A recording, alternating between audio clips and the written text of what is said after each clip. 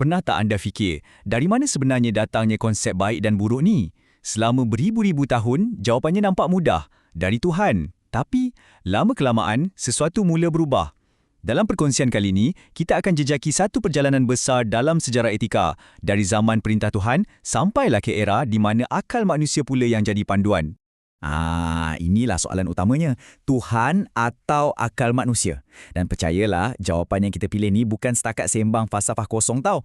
Ia membentuk segala-galanya, undang-undang kita, budaya kita, sampailah ke cara kita hidup setiap hari. Jom kita selami macam mana jawapan kepada soalan ni dah berubah ikut zaman.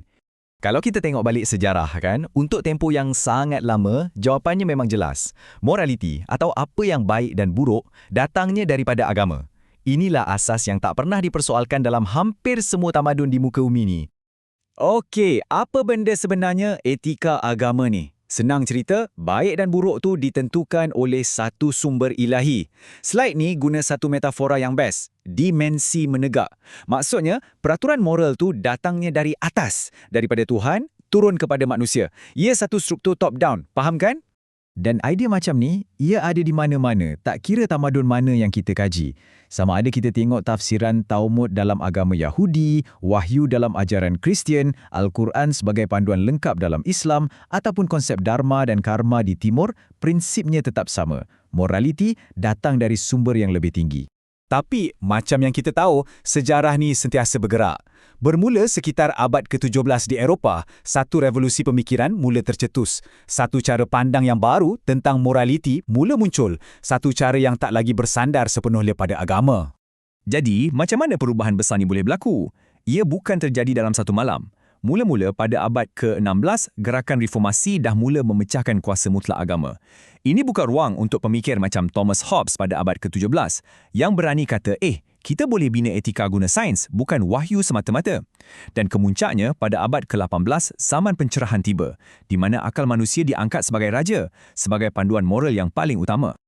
Petikan ni, memang kena sangat. Cuba bayangkan, wujud satu kelaparan dalam masyarakat waktu tu. Mereka dahagakan satu sistem etika yang baru. Orang ramai dah tak nak bergantung pada tafsiran wahyu yang mungkin berbeza-beza. Mereka nak panduan moral yang jelas, logik, macam undang-undang yang semua orang boleh faham dan setuju.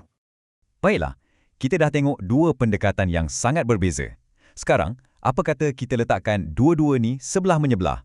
Baru kita betul-betul nampak apa perbezaan asas antara dua cara fikir ni. Nah, yang menariknya kat sini ialah perbandingan secara terus. Tengok pada sumber, etika agama datang dari wahyu, etika sekular pula guna akal fikiran. Fokus pun lain. Agama banyak fokus pada keredaan Tuhan dan kehidupan selepas mati. Etika sekular pula lebih fokus pada soalan, macam mana kita nak hidup bersama dengan baik di dunia ni, sekarang ni. Dan ini bawa kita balik kepada metafora tadi. Etika agama tu menegak, peraturan dari atas. Etika sekular pula mendatar, peraturan yang kita manusia cipta sesama kita. Sudah tentulah, peralihan sebesar ini bukan satu proses yang aman damai. Ia mencetuskan pertembungan dan perdebatan yang sangat sengit yang kesannya masih kita rasa sampai hari ini. Okey, yang ni salah satu cabaran falsafah paling klasik dari Plato dan ia betul-betul buat kita fikir. Dengar betul-betul ya. Adakah sesuatu tu jadi baik hanya sebab Tuhan suruh buat? Kalau ya, maknanya baik dan buruk tu boleh jadi sewenang-wenangnya.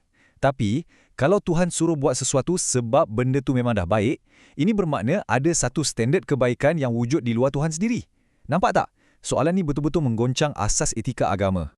Petikan dari Dostoyevsky ni pula menyuarakan satu ketakutan yang paling besar. Kalau kita buang Tuhan dari sistem kita, adakah kita juga buang semua sekali moraliti? Tanpa sauh dari Tuhan, adakah masyarakat kita akan jadi huru-hara? Adakah semua benda akan jadi halal? Dan pertembungan ni bukan cuma teori dalam buku teks tau. Ia berlaku di sekeliling kita setiap hari. Fikirkan saja pasal debat panas tentang bioetika, isu pengguguran, euthanasia, di mana konsep kesucian nyawa berlanggar dengan hak individu. Atau tengok isu penyelidikan genetik, moraliti seksual dan juga keputusan-keputusan sukar tentang siapa yang patut dapat rawatan perubatan. Inilah dia medan perang moden antara dua sistem etika ni. Okey, jom kita bawa perbincangan sejarah ni ke abad ke-21. Macam mana debate yang dah beratus-ratus tahun ni masih lagi relevan dan membentuk dunia kita yang serba canggih sekarang. Cuba tengok contoh yang sangat-sangat menarik ni, datang terus dari Malaysia. Ada penyelidik yang tengah cuba bangunkan etika untuk AI, tapi dengan satu sentuhan unik. Mereka cuba gabungkan konsep kerohanian macam hidayah atau petunjuk ilahi dengan isu moden macam bias dalam algoritma. Ini bukti yang paling jelas yang perdebatan lama ni bukan saja masih hidup, malah ia sedang berevolusi untuk selesaikan masalah masa depan. Semua ini akhirnya membawa kita kepada satu soalan terakhir. Adakah kita terpaksa pilih satu, sama ada iman atau akal? Ataupun, mungkinkah masa depan moraliti itu sebenarnya terletak pada keupayaan kita untuk mendamaikan kedua-duanya? Menggabungkan kebijaksanaan tradisi dengan keperluan dunia moden kita? Itulah persoalan yang saya tinggalkan untuk anda fikir-fikirkan.